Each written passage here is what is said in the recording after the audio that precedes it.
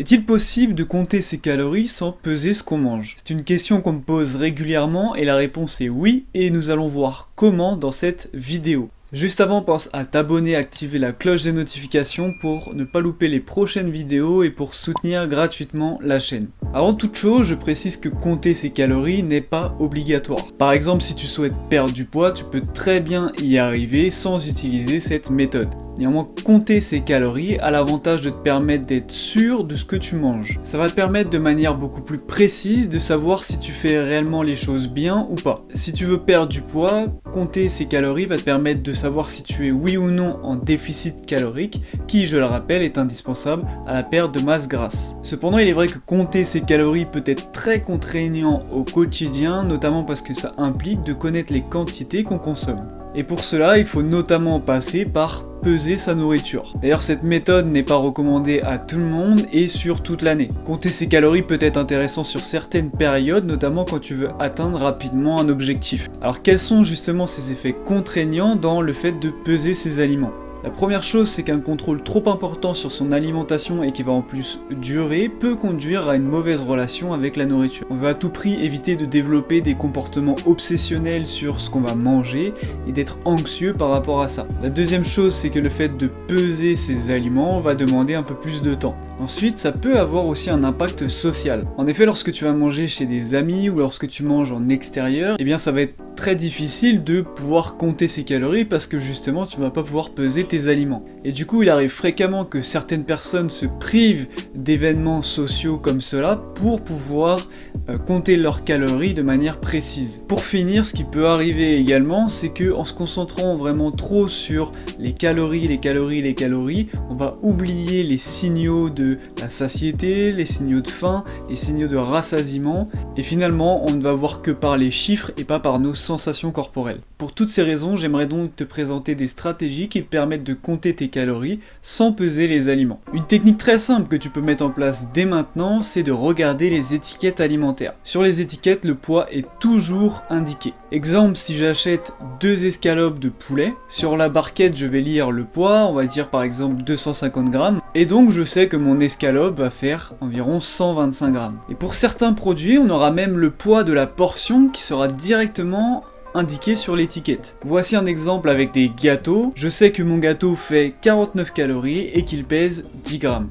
Et donc si j'en mange 2 ou 3, je vais pouvoir multiplier ces références-là et la portion mangée pour connaître le nombre de calories. Une autre stratégie simple que tu peux mettre en place, c'est d'utiliser des outils te permettant de portionner ta consommation de nourriture. Tu peux par exemple utiliser un verre pour portionner les féculents que tu vas consommer lors de tes repas. Dans les recettes particulièrement, on va utiliser ce genre d'outils, et notamment un qu'on voit très souvent qui est la cuillère à soupe. Et ensuite tu peux facilement rechercher sur internet à quoi correspond la cuillère à soupe de l'aliment donné pour connaître son grammage. Alors là par exemple, si je tape cuillère à soupe de riz cru, je vais voir que ça fait environ 20 grammes. Pour finir, j'aimerais te parler des estimations. Ce que tu peux faire, c'est te créer des repères visuels. Je vais mettre une portion de la nourriture que j'aimerais manger dans mon assiette, je vais regarder ce que ça représente dans l'assiette, et les fois d'après, je vais essayer de réitérer avec le repère visuel que j'aurais pris précédemment. Je fais donc une estimation de la quantité que j'ai consommée. Néanmoins, pour que ce soit assez précis, je te recommande ne serait-ce qu'une fois de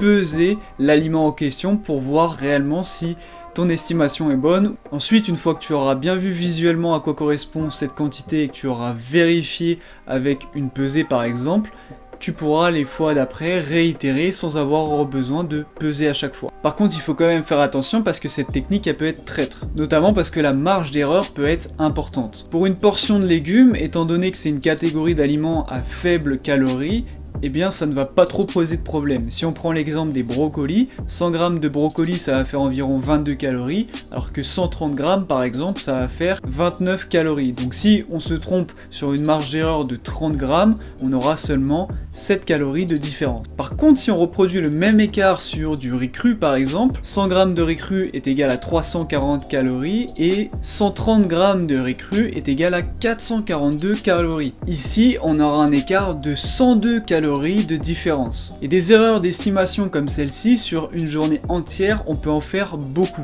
Et là, ça va faire une vraie différence. Alors si tu souhaites calculer tes calories en utilisant simplement des repères visuels et estimés par rapport à ça. Je t'invite quand même régulièrement à peser pour confirmer ou infirmer ton estimation. Voilà, tu possèdes maintenant différents moyens de pouvoir compter tes calories sans peser les aliments. Néanmoins, attention, comme tu l'auras compris dans cette vidéo, les stratégies utilisées peuvent comporter une marge d'erreur importante. Et forcément, ça peut se répercuter sur tes résultats. Ce qui peut être super intéressant, c'est de peser dans un premier temps les aliments que tu vas consommer, par exemple pendant quelques jours, puis de transitionner vers une des stratégies que je t'ai données aujourd'hui, et de cette manière la marge d'erreur sera beaucoup moindre. Si tu veux aller plus loin avec moi, je te le rappelle, tu peux prendre un rendez-vous gratuit dans le premier lien qui est en description. J'espère que cette vidéo vous a plu, on se retrouve très vite pour traiter d'un prochain sujet et je vous dis peace.